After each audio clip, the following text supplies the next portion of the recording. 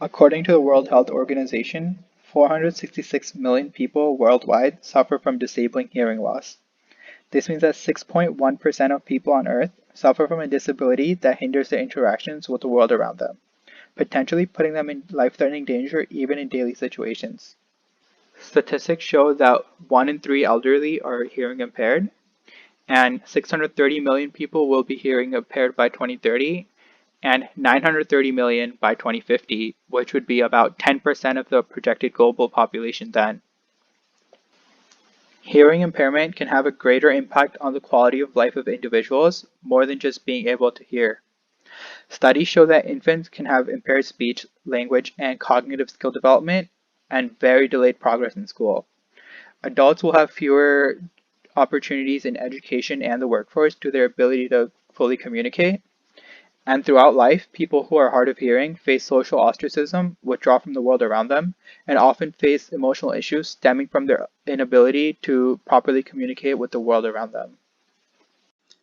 The impact of hARk will be felt by millions worldwide. Not only will our solution bridge the accessibility gap between the millions who are hard of hearing, but we propose hARk as a visual walkie-talkie for those in high-intensity solutions like the military. hARk begins with the hardware.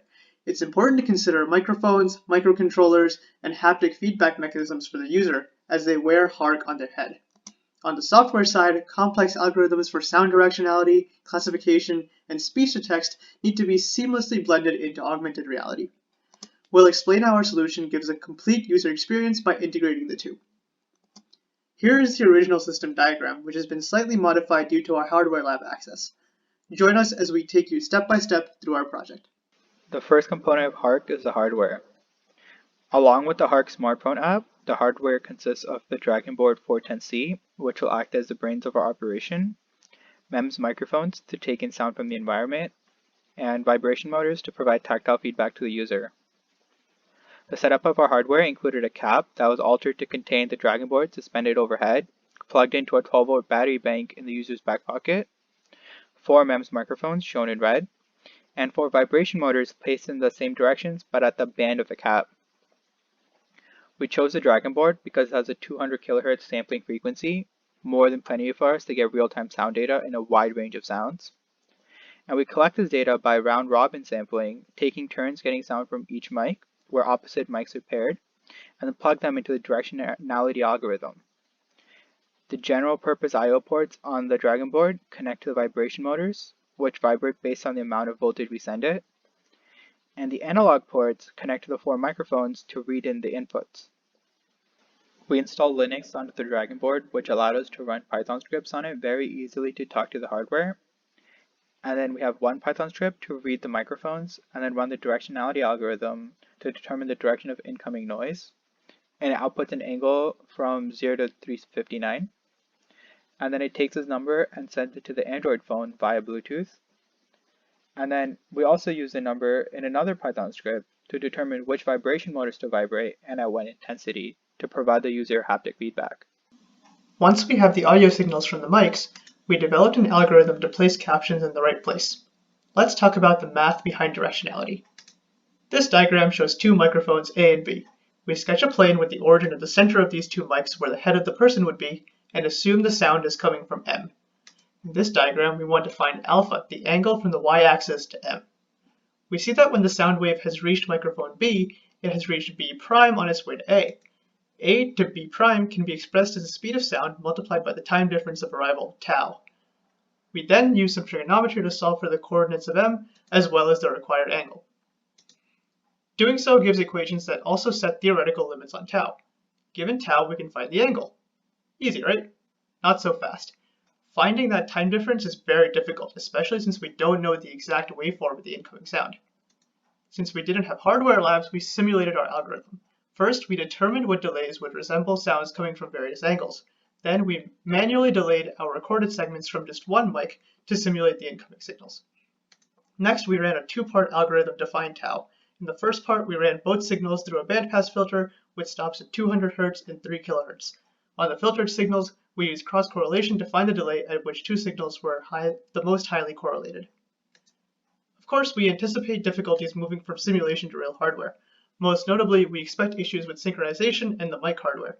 However, we believe the algorithm described is robust enough to adapt in such a deployment. hARk uses a trained classifier to pick up on important sound signals from the user's surroundings. This component finds its place on the server, where it decodes the base64 encoded file sent from the app into a .wav file, which is then passed through our classifier model. A well-researched, curated, and comprehensive dataset was a priority for our classifier. Therefore, we chose Urban Sound 8K, which contains approximately 8,000 labeled sound files of about 4 seconds each. These labels encompass 10 classes of environmental sounds.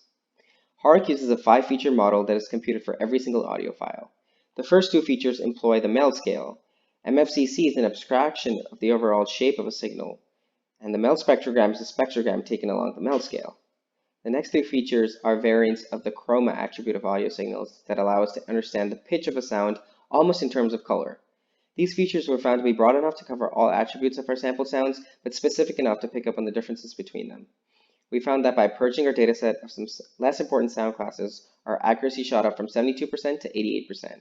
We decided to focus our model on identifying car horns, dog barks, gunshots, jackhammers, and sirens or alarms.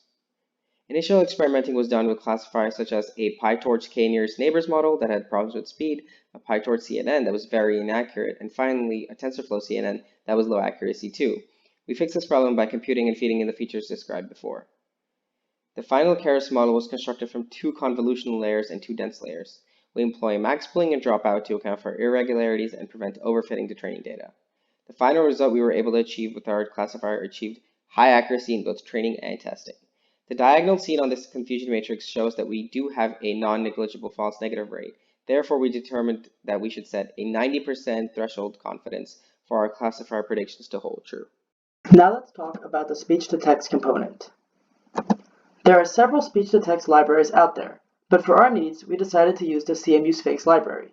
We chose this library because we needed one that met our 3 main criteria: free and open sourced, offline, meaning the processing is done on the phone, and fast, because we want the app to be real-time. We implement an algorithm called voice activity detection to detect when human speech begins, even in the presence of background noise. The state-of-the-art method is currently to move the signal to the frequency spectrum using the MEL spectrogram and then applying a recurrent neural network. This is still an open research topic and is being improved upon every day. Now that we've detected human speech, we need to recognize it. This is done by a 5-step process. Step 1 is to split the waveform by periods of silence. Then we split this period into 10 millisecond frames, and we calculate 39 features from each of them. We then look at our language model and select a large set of possible words that could have been said, and use a hidden Markov model to calculate the probabilities of each of these words. The highest probability word is then the word that is recognized. Here, you can see a flowchart of the same process. The acoustic model is related to a linguistic term called phones, which is like the basic building block of a word. The acoustic model tells the decoder what each phone sounds like. The language model defines our dictionary, or set of words that can be recognized. Early on, we used basic language models like those used for digits or weather, before moving to the United States Common Words model. But this model ended up containing 4 million words, which was too large for us to handle in real time. To fix this, we wrote a Python script that cross-referenced the US Common Words model with the 10,000 most common words spoken in English, and trimmed the language model accordingly. This resulted in a much faster model and still allowed us to have normal conversation. Now let's talk about the AR and the Android app. We created a multi-threaded Android app that utilizes AR core in its main thread, while communicating with the web app and recording using the mic in separate background threads. AR works using a method called structure for motion, which finds interest points in how they move between frames. To place a text without a surface to anchor it to, we utilize a phone's accelerometer and gyroscope to approximate the way the phone moves. We then place text using a quaternion matrix, which defines the translation and rotations of how to place the text. The user interface also had some decisions to be made. We decided to alert the user to off-screen text using an arrow. We keep all text on the screen for 5 seconds, and if there is an important environmental sound, it is highlighted in red. Here is a screenshot depicting someone speaking in front of the user while another person is speaking to the right of the user. You can see the arrow in the top right pointing that there is text placed off the screen to the right. Our eventual goal would be to have the AR running on specialized hardware like smart glasses. Up to the making of this video, our app runs in real time, performs offline speech recognition, online sound recognition, and uses a web app to determine the direction of sound. This is because we could not get our hardware soldered before the quarantine, so we used a server to simulate the hardware. Our original final design would be completely offline and be integrated with hardware that automatically detects direction of sound and provides AR text and haptic feedback in the form of vibration motors in the detected direction. Now, let's see a demo.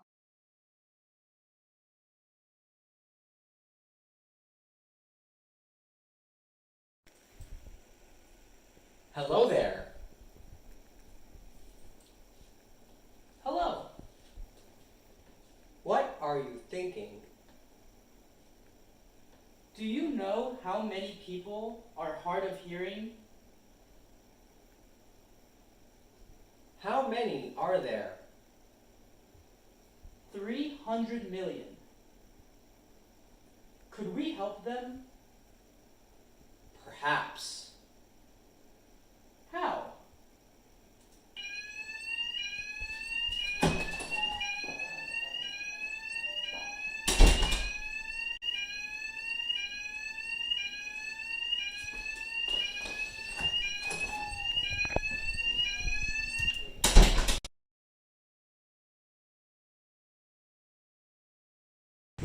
Wow, everyone really is staying home.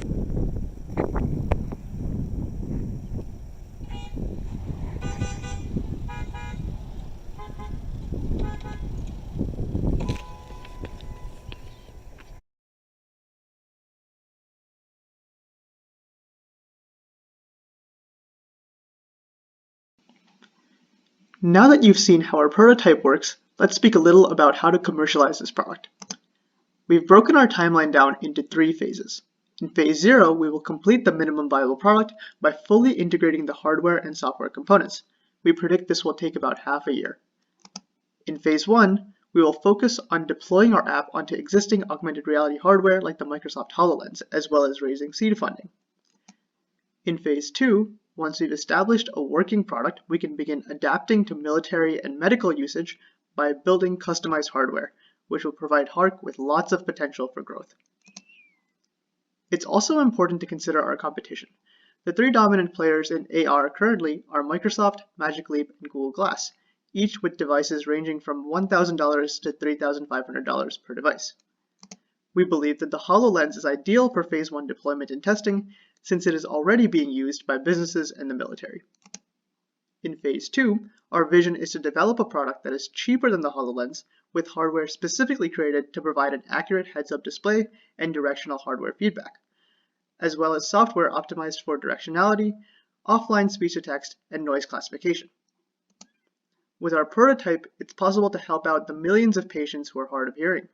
In the future, we plan to enable hARk to hARk communication to direct contact between military and medical personnel, as well as underwater communication.